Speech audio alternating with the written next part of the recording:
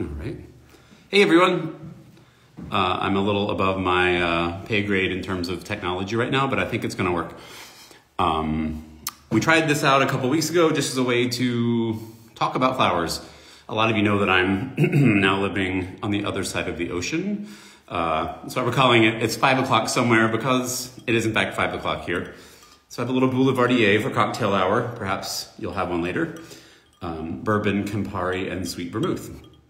Anyway, that'll keep me from coughing too much. I had a nice chat with Alicain Carlson about mums earlier, or it's late last week, and I asked if she would join me today. So let me see if I can get her here. And we're going to talk about mums. I think there's a lot of questions that people have about mums, and Alicain knows all the answers. I know a couple of the answers. Okay, just give me 1 second here. Thomas, can you help me? Okay.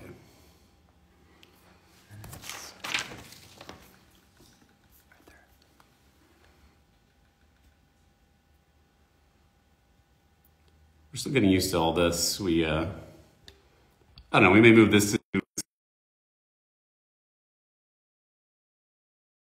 we need, but okay, I invited Alicain. We'll see if she shows up here in a minute.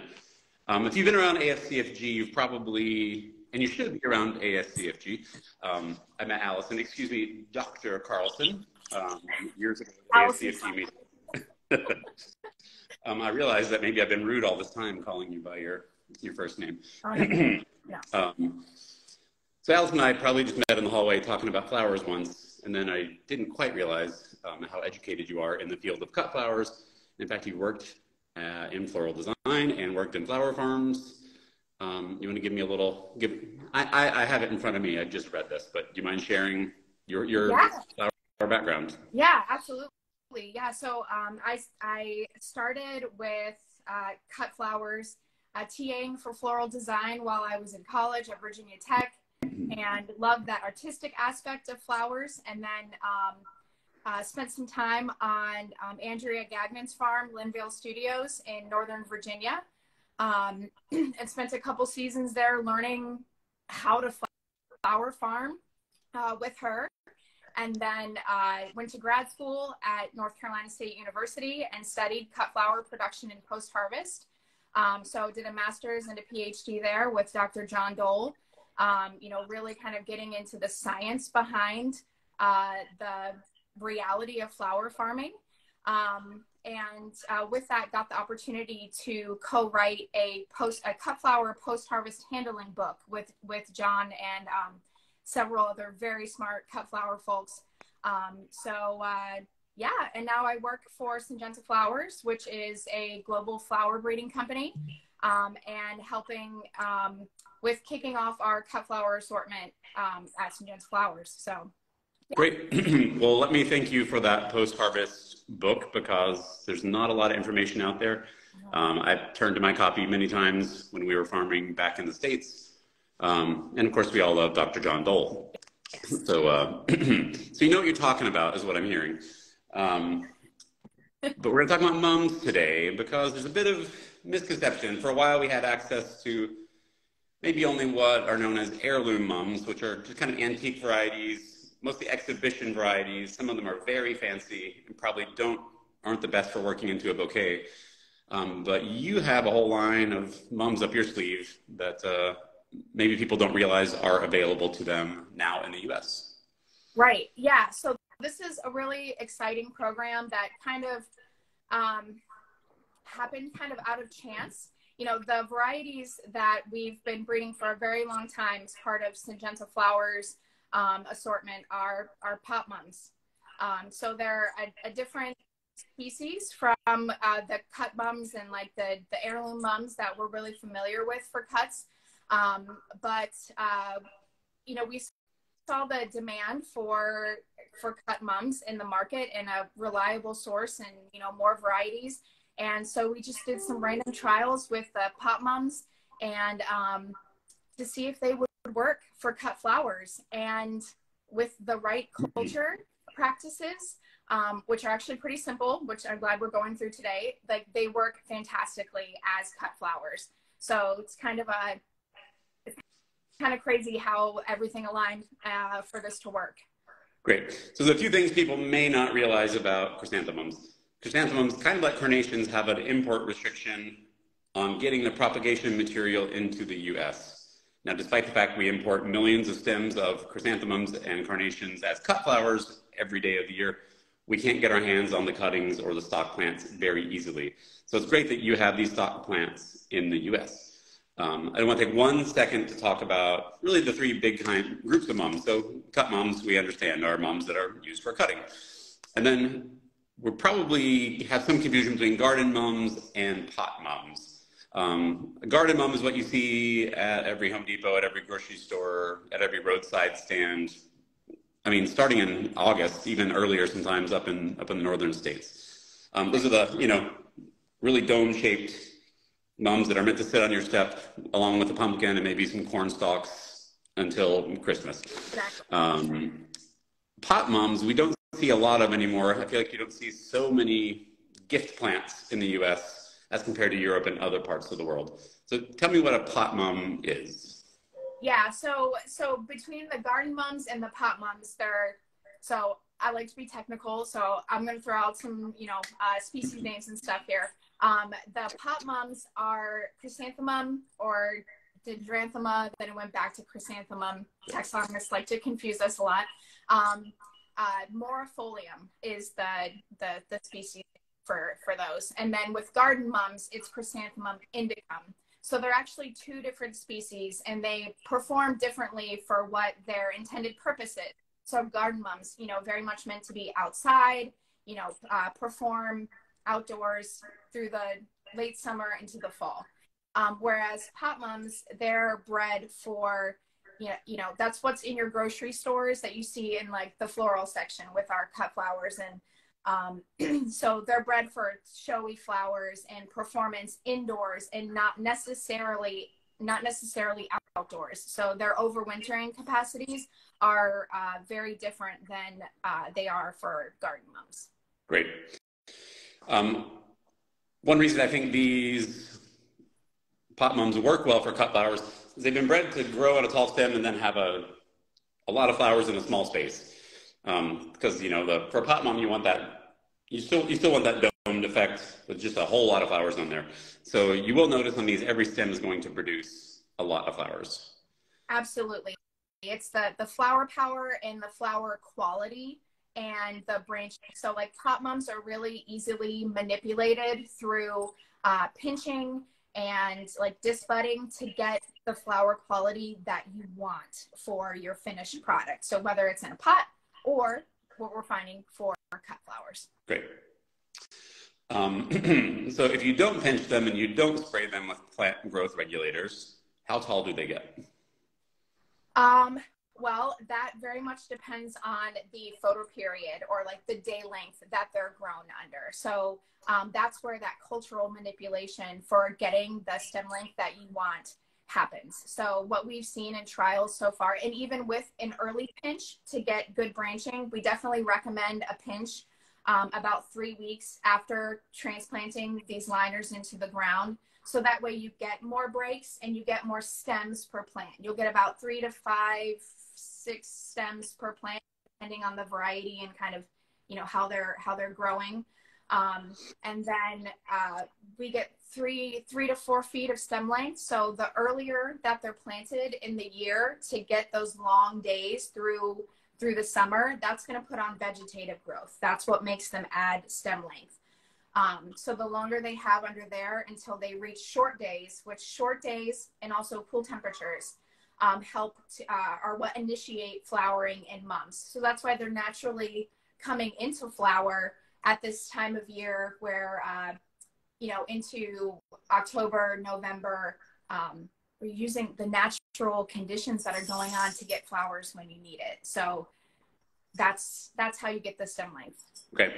So you gave us a real quick overview of the season of a mum. So let's pick apart each one a little more.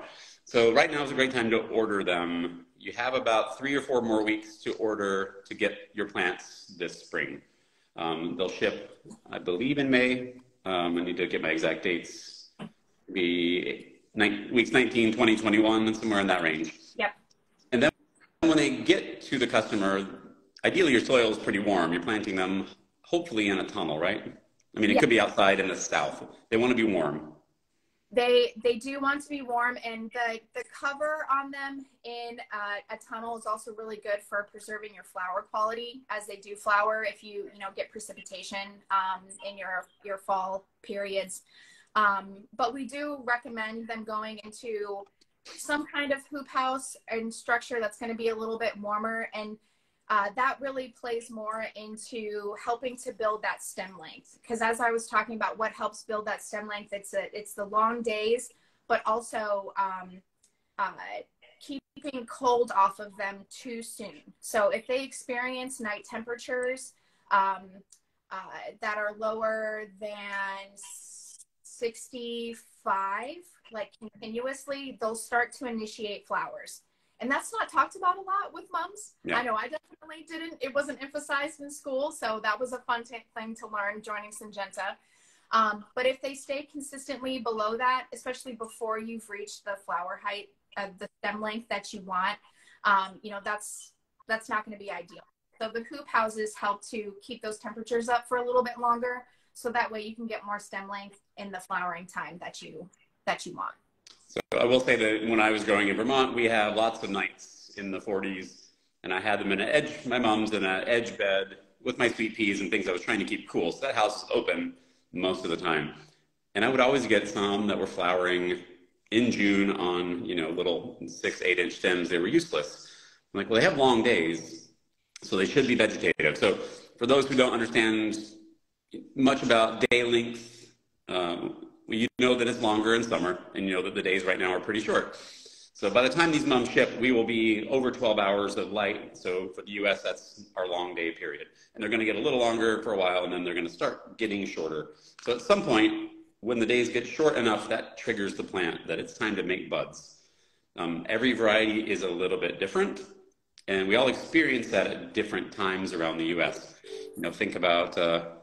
well, let me go back to Vermont. I was right on the very northern border of the states. We would have light in the sky until 9:30, almost 10 o'clock at night, pretty often, in the middle of summer.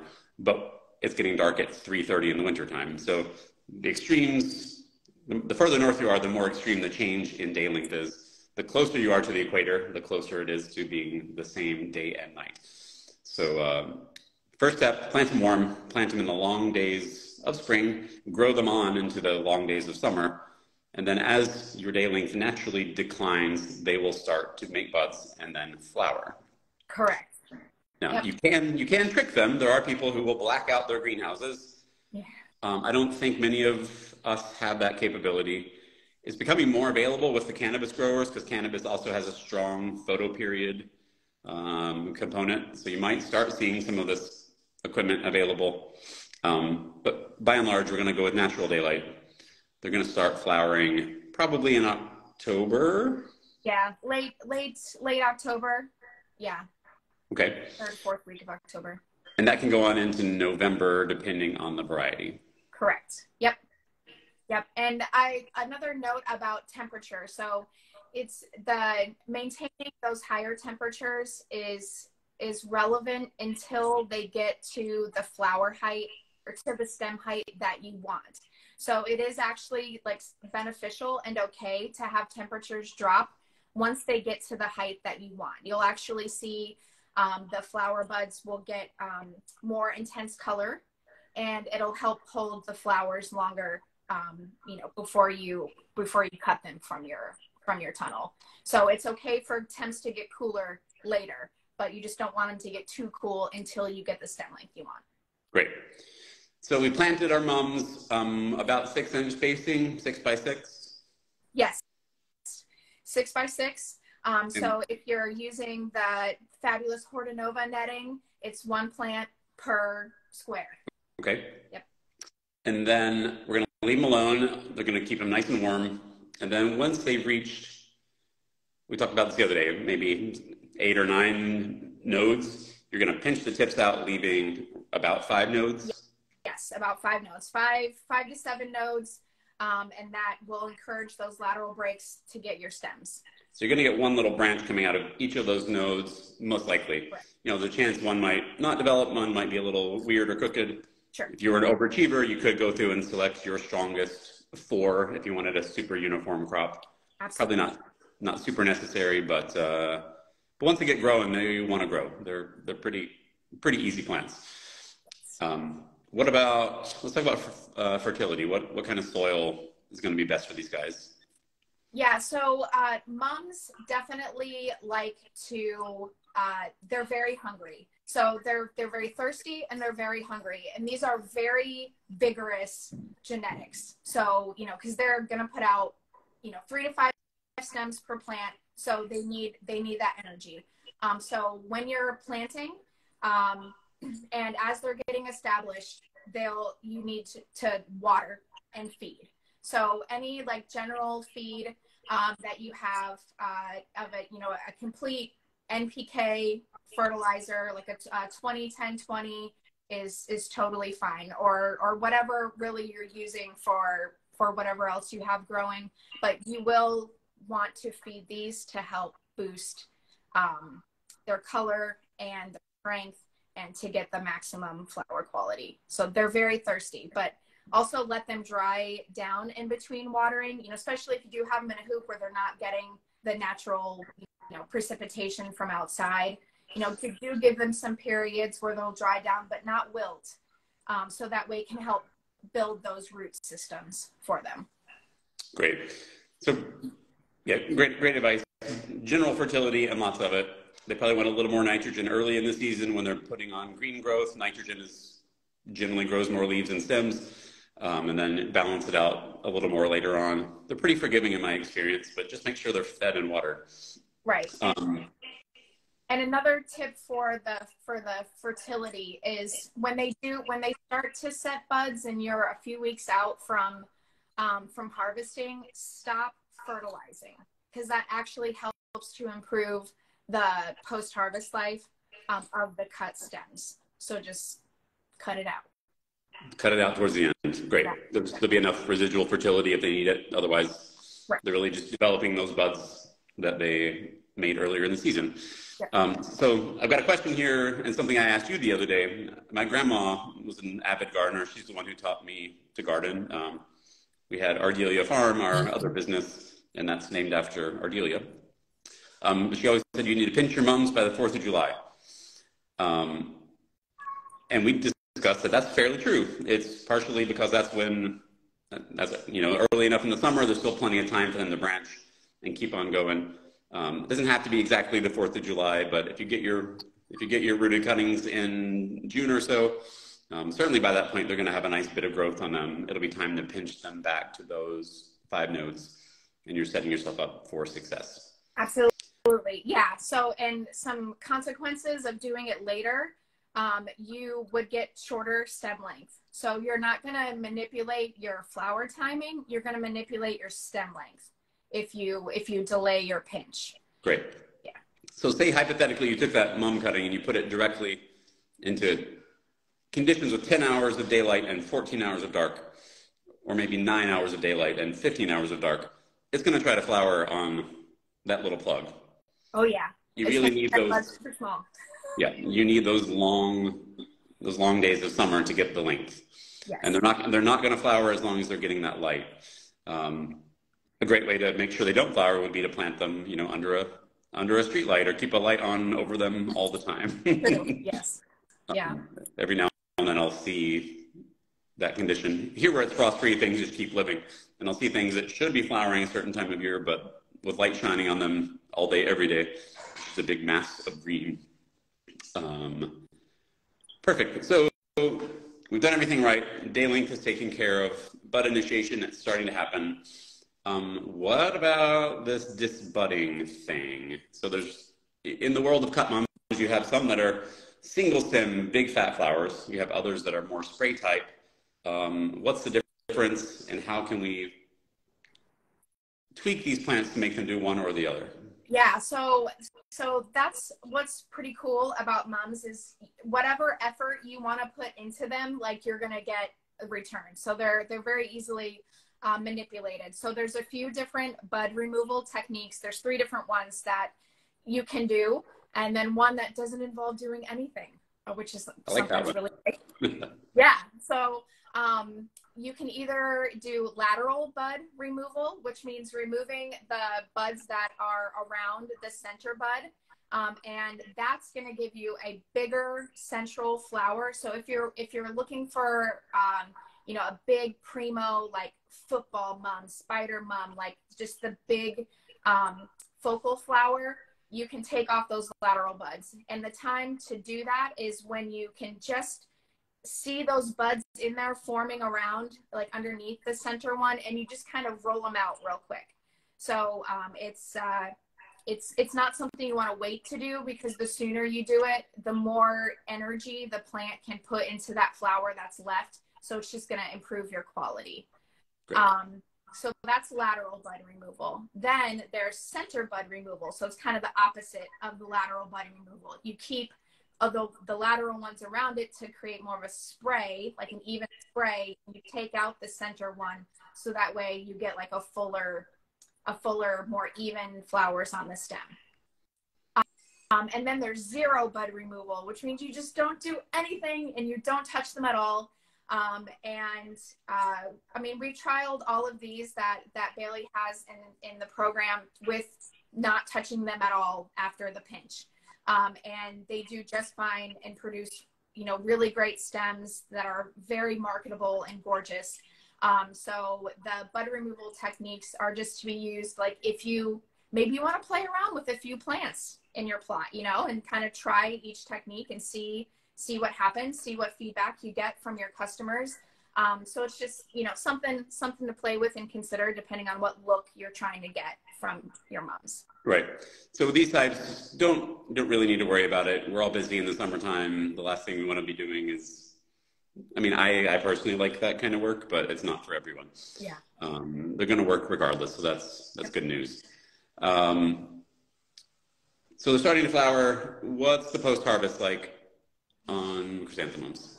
Yeah. So that's why so the post-harvest life on chrysanthemums is awesome, which is one of the reasons why they're produced offshore and shipped in, because their vase life is great. They ship well. They're pretty awesome, a pretty awesome species to work with.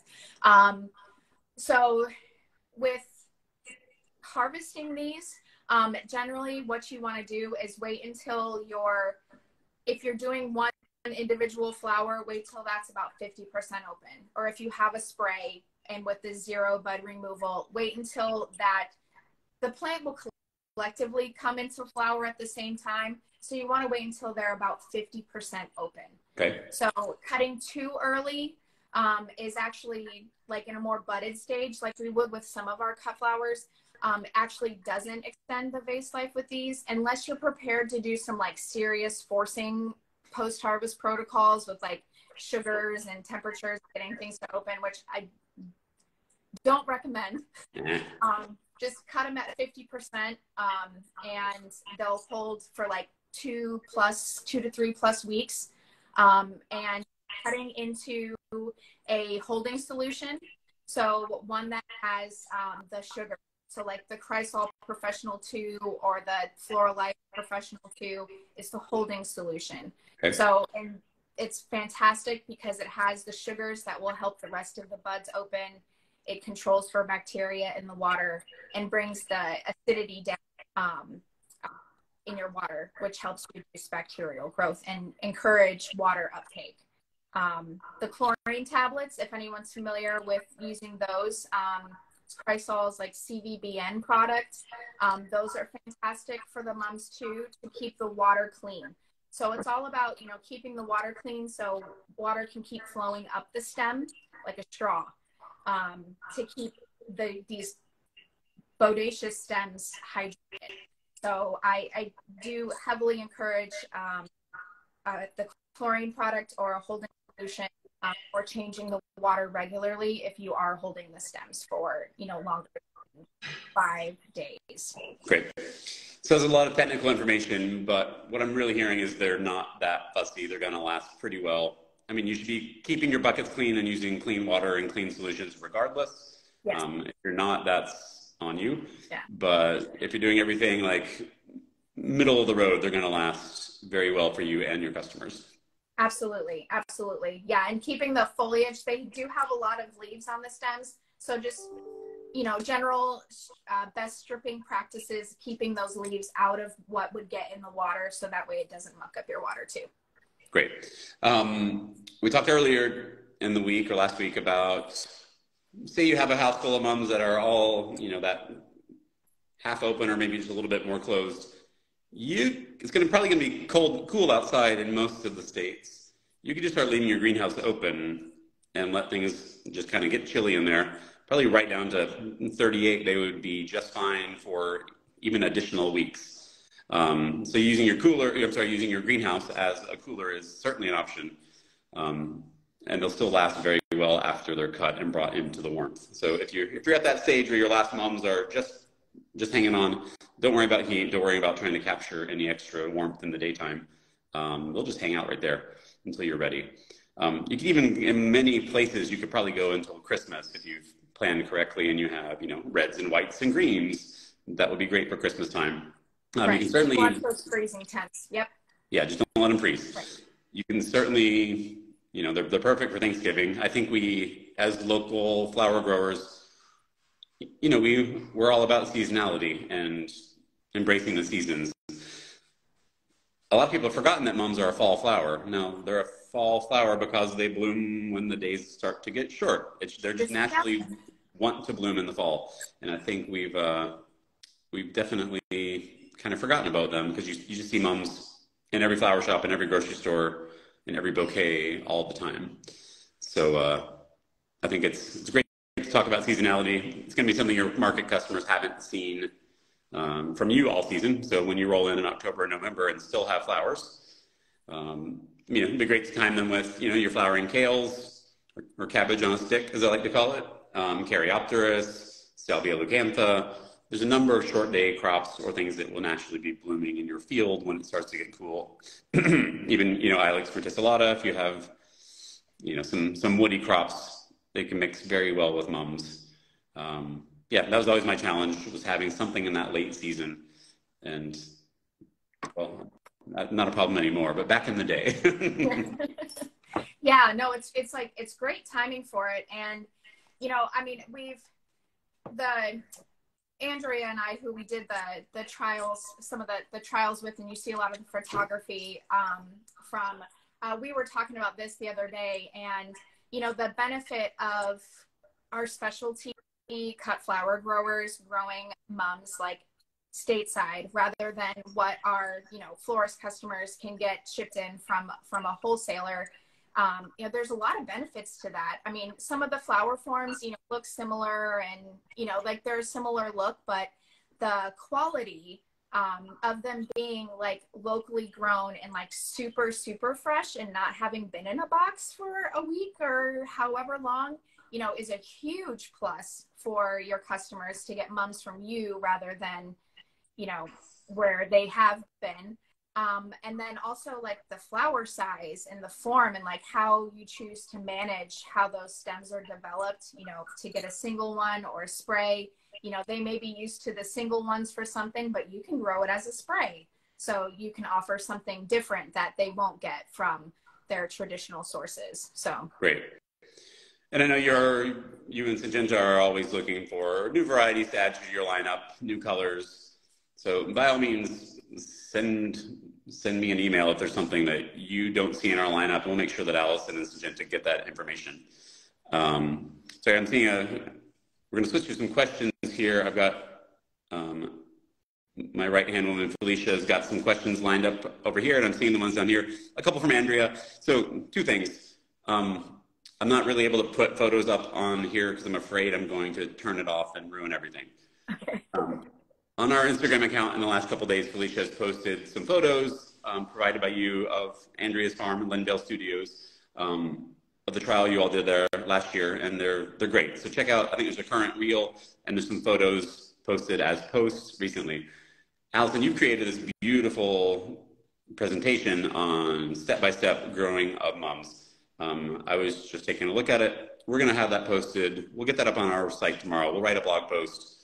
Then under the mum tab, there'll be like a cultural guide. You can click and get to all that information. And we'll get all those photos that Andrea provided you, which are just so helpful to see what these are capable of. So like I said, we may switch to a Zoom format later so we can do more, you know, show more photos and these things, but Instagram is so easy and laid back. There's advantages to both. All right, I'm going to switch to doing a few questions here. Already covered that. Question of pinching late means it'll bloom later. We've already established no. Pinching later means you will get shorter stems. They're going to respond to daylight regardless of their height. Someone asked, will mums flower in zone 5 before the first frost? I'm going to get on my soapbox for a minute about your growing zone. Growing zone is only a measure of your coldest night in winter. It has nothing to do with your frost dates. In general, zone 5s are going to be towards the north of the country. You're probably going to need a greenhouse that you can, or at least a high tunnel that you can keep warm in order to get good flowers into October and November, which is when these particular mums want to flower. You can certainly grow them in all zones, but like we established, these aren't as hardy as, you know, your garden mums, so they may not come back for you a second year. Right, and that wasn't, you know, as a pot mum, like that wasn't the intended purpose. So like, honestly, I don't even know. We don't even test for what the hardiness zone is for them because they were bred as pot mums. So, but encourage you to get new plant material each year just to make sure it's fresh and healthy and disease-free. And, you know, yeah, to refresh. We'll say one of the great things about the cuttings that Grow and Sell gets from you and that are shipped to all of us, you know, they're certified disease-free and virus-free. They're kept under lock and key. These are not just grown on the side of a road somewhere. These are in a really high-tech facility to make sure that they are spotless when the cutting gets shipped. So they're not arriving with problems, which is a great thing. Yes, it's backed by a huge team of amazing people to make sure our phytosanitary protocols, which is like plant cleanliness, disease-free, virus-free, like all of that is, you know, dotted I's and crossed T's to make sure we're sending clean stuff, which makes a big difference when plant material doesn't have like viruses and disease, it performs so much better. So you get a lot more robust plants, great stem length, high quality flowers, and it's a whole lot easier for you to manage as a grower. Great. One thing I'm going to have to say about mums is if you want to grow mums, then grow mums. I know it's easy by the time they arrive to be overwhelmed with the rest of your season and you're cutting, I don't know what you're cutting, last of your ranunculus, and you're planting this and you're overwhelmed already. Don't let them sit there on that tray. Like, you need to get them in the ground because you really want to take advantage of those long days of midsummer. So have your beds ready, have them composted, just be ready to receive them on the date they come. I think something, I'm just speaking from my own experience, it was easy for me to think, oh, I'll get to that next week. And then maybe they dry out and get stressed a few times. And, you know, a stressed plant is always going to get diseased or insects damaged more easily than one that's robust and happy. Right. And it will also affect your stem length. So if you hold them in the tray for too long and you stress them and you plant them, you know, and don't water them in, like that early establishment phase is what's going to help push your stem length too. So that's also a caution for holding these. Yeah, I mean, they're a long crop. You plant them in late spring and then you're not cutting till fall. So it's easy to think they'll recover. But really, if you're with any cut flower, the better you are to it every day of its life, the better the result will be and the better your product will be at harvest time. Great. So let's talk about pests real quick. We can't really talk about how to manage every one of them. I know aphids are one. I know tarnished plant bugs are one. What else you got? Really, it's kind of like your typical bugs. Yeah, aphids, leaf miners are some of the bigger ones. But fungal diseases to watch out for? Yeah, I mean, there's a little bit of, you just want to watch for like botrytis and powdery mildew and rust. I mean, especially being in a high tunnel, you know, with the airflow, and these are planted pretty close and they're very branchy. I mean, it's a very, very dense crop. You know, you want to watch out for that, and, you know, let your tunnel, open it up every once in a while and let the airflow go through. So, I mean, those are some things to watch out for, but you know, if you want recommendations for what to use to prevent those things, I can also send that over to you all. We have some great, Syngenta also has crop protection products. So we have really great recommendations for how to handle things like that. Yeah, so that way you can prevent it before it's an issue. Great. So if you're, you know, one of the best things you can do for your plants is really just scout and keep an eye on what pests are out there and nip them in the bud. Don't wait until it's a problem. Also know what your problem, like figure out what the pest is or what the disease is. Send it to your land grant university immediately and find out what you're dealing with. See, a lot of people just, they go to Facebook and someone's like, spray this or spray that. And that's just the last thing you should be thinking. Like, first of all, figure out exactly what the problem is. And then you can fine tune your cure and figure out, you know, it's probably a cultural thing that you could have done better that led to the problem, but then you can figure out how to fix all of it and not have it again next year. Yes, that is excellent advice. And I also should have mentioned thrips. So thrips are a problem, a ubiquitous problem in our industry, but yeah, watch out for those too, because they can sneak into those buds, especially as they start to form and malform some of the petals. So it'll affect your flower quality a little bit. The flowers tend to grow out of it enough that it doesn't look too bad, but just, yeah, watch out for the thrips too. Okay. One of the great parts about them being grown in a warm facility is that, you know, things like, there's a lot of predatory insects that need that heat to keep reproducing. So, you know, I bet there's a lot of great beneficials that would be really well suited for getting in those little, was it Aureus? What's the little, I don't know, the one that goes after thrips. I'm blanking on its common name right now, but someone in North Carolina is wondering if it gets too hot for them in June through September. I'm going to say no. As long as you have enough water, they're going to keep on going. Yep. Same with Texas. So minimum soil temperature for planting transplants. So I don't know for sure, but because typically these are potted plants, but for a greenhouse, you know, we ideally above that 68 degrees. So, I mean, as long as it's not frozen and it's somewhat warm, you're just going to get better, like faster establishment, which you should have if you put them in a hoop too, because it's going to naturally be warmer under there with the plastic. So yeah, I'm going to say the warmer, the better, but I don't have a solid like minimum recommendation. Okay. But let's say above 55, you know, just lose any temperatures. Yeah. Oh yeah. So someone commented the minute pirate bug. That's the one I was trying to think of. Oh, yes. There's also some predatory mites, which are really good for going after thrips, and they'll actually crawl in those buds and eat them where they, you know, where you find them. Someone's curious about how to apply your fertilizer. I think just fertigation is going to be your best approach there. Do a soil test. I tested everything every year. And, you know, either adjust it up front. If it's an organic product, it takes time to break down. You need to kind of front load that. Or if you're putting things through your irrigation line, it's pretty general information. I'd like to mention netting too. Oh yeah. Thank you. Absolutely do net these. So they're pretty bodacious plants. So one, maybe 2 layers of netting. I know Andrea, she did 2 layers on hers that were like right on top of each other to like help give a lot of good support to them. So absolutely plan to net them. So make sure those support posts are firm and tight. Nothing worse than, well, I've had beds of mums, just lean over and then you're never going to get them back up.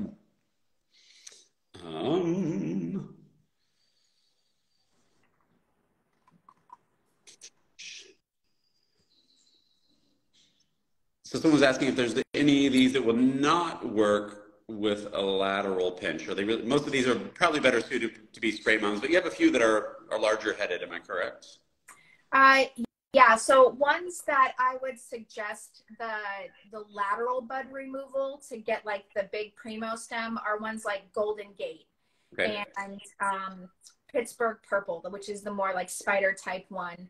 And I'm working on a list with recommendations for that, so you can put that on your site too. But the ones that have like already have kind of big bodacious flowers, and there's ones that are already grown for pot mums, where we encourage that lateral bud removal for more primo for a pot mum. Okay. Ones that I would encourage the center bud removal, like I noticed on Saskatoon White that sometimes that center bud can kind of, it wants to be really big and bodacious. So to get a more even spray, like that's one where I'd probably experiment with taking out the center one if you've got that coming to you, just to see how it does. But overall, still gorgeous stems without doing it. Right. I think that's part of what's sort of fun about growing cut flowers is that what you learn this year, you can apply to next year. And I know these weren't bred for cutting, but they actually are great for cutting. So we're all learning this together, and we appreciate everyone's feedback with what you did, what worked, what didn't work. I know you certainly do, Alice, and you always, anytime I email you, you're on it, and you're always happy to work with the customer as well. So we're all about transparency and keeping communication open and helping each other out. Yes, I love to learn tips and tricks for what y'all done, because there's, you know, lots of ways to grow plants. So I'm always curious, you know, what works for different regions and different markets and, you know, for different growers. So it's always fun to hear what people do. Someone's asking about, you know, what maybe you could share, what crop could you put in the same bed? So it's gonna have to be something that goes in late and gets out early. So I don't know, maybe tulips, maybe, it's a good question. Yeah, I don't know.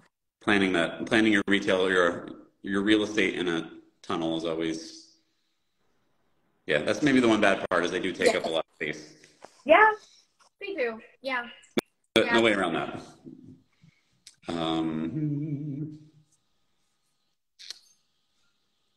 Let's see, someone asking, you know, living in Alaska or very far north, you're just going to be doing battle with trying to keep things warm enough. You know, though they will said that they usually still get 11 to 13 hours of daylight into October, and then it drops off quickly. But I guess the only way to get them into flower earlier is going to be to do some kind of blackout treatment earlier in the season, and that's kind of a pain. Yes, it'd be, keeping that cold off and then manipulating the day length. So, because it's the number of long days that you have is going to build up your stem length. That's going to take some trialing and manipulation.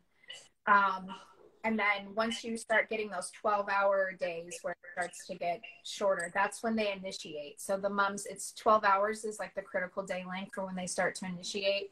So that's going to trigger your flowering. Great. Yeah.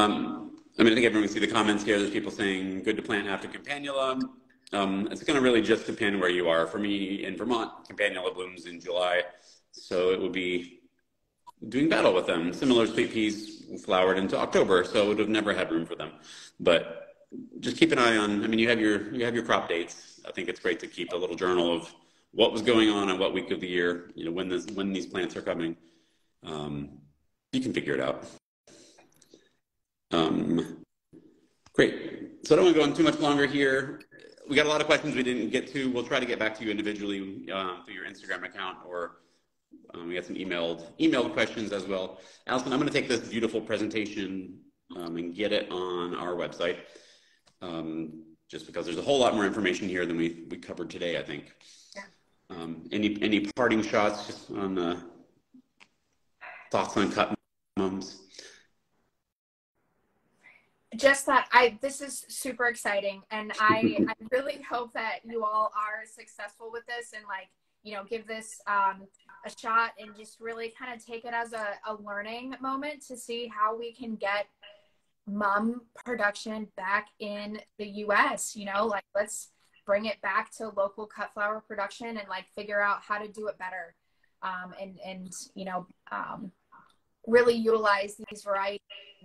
And for us as Syngenta Flowers, selfishly, we want it to take off. And for me, selfishly, because I want it to take off so I can get some more varieties in our breeding pipeline that are specific for this purpose.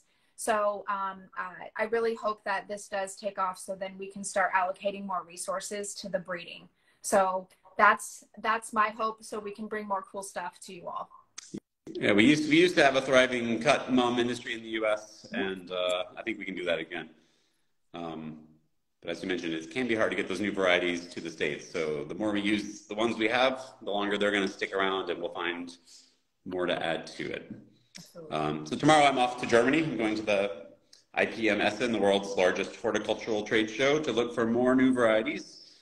It's one of the many reasons why we've moved to Europe, is to be closer to where a lot of these decisions are made. So I'll report back what I learn. Again, Allison, thanks so much for your time and your information. Thank you. This was awesome. Thank you all for your questions. Great. If any of you all have other questions, just email us or send a question through Instagram. We tend to get back to everyone quite in a short period of time, rather. You have about 3 or 4 weeks. I think we're going to cut off our mum ordering in week 8. So we're in week 4 right now. So don't wait too long, but you do still have a little bit of time. And I think availability is still pretty good, so don't panic. It's not one of those things that you have to freak out about. But find room for a few strips of mums this year. I think you'll be happy you did. All right. Cool. Bye, everyone. Thanks, Allison. Bye.